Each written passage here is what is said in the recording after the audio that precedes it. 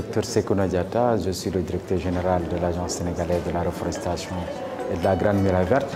Aujourd'hui, nous sommes à Gaston Berger de Saint-Louis où a lieu un symposium international sur la diversification des cultures et la lutte contre la malnutrition à travers une légumineuse, le mongpin. C'est un type de haricot qui est introduit ici au Sénégal depuis maintenant plus de 10 ans et dont les vertus sont très connues. Et donc aujourd'hui, c'est pour voir les voies et moyens d'homologuer cette culture.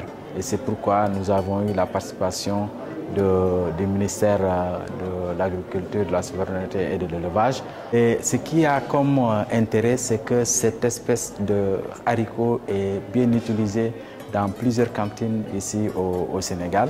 Et l'idée aujourd'hui, c'est de voir quels sont les points de convergence entre cette initiative et l'initiative de la Grande Muraille Verte. Je dois rappeler que aussi, comme nous accompagnons la reforestation par d'autres activités génératrices de revenus ou d'autres activités qui permettent aux communautés locales de pouvoir subvenir à leurs besoins, notamment par le maraîchage, nous pouvons justement inclure ce type de haricots dans les maraîchages.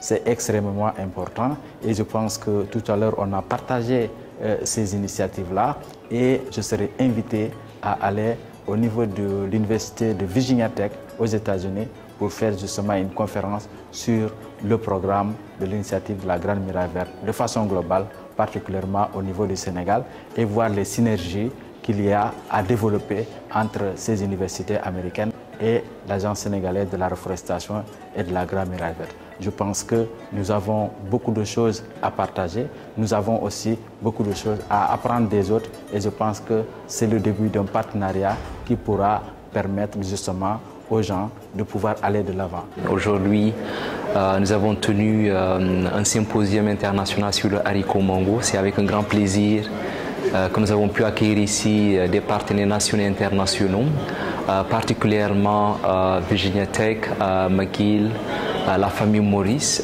Counterpart International, qui a beaucoup contribué aussi, on va dire, à la promotion de cette culture qui est le haricot mongo.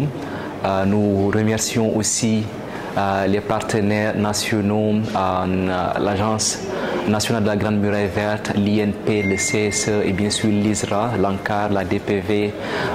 Et donc, pour dire que c'est un événement qui regroupe des partenaires clés du secteur agricole et c'est avec un grand plaisir que nous avons pu partager les acquis de ce qui a été fait sur le haricot mongo et promouvoir aussi cette culture. Le haricot mongo est une nouvelle variété de haricots qui tient un cycle très court, donc qui permet aux villageois de s'aimer au début d'hivernage et avoir une récolte dans à peu près 54-60 jours.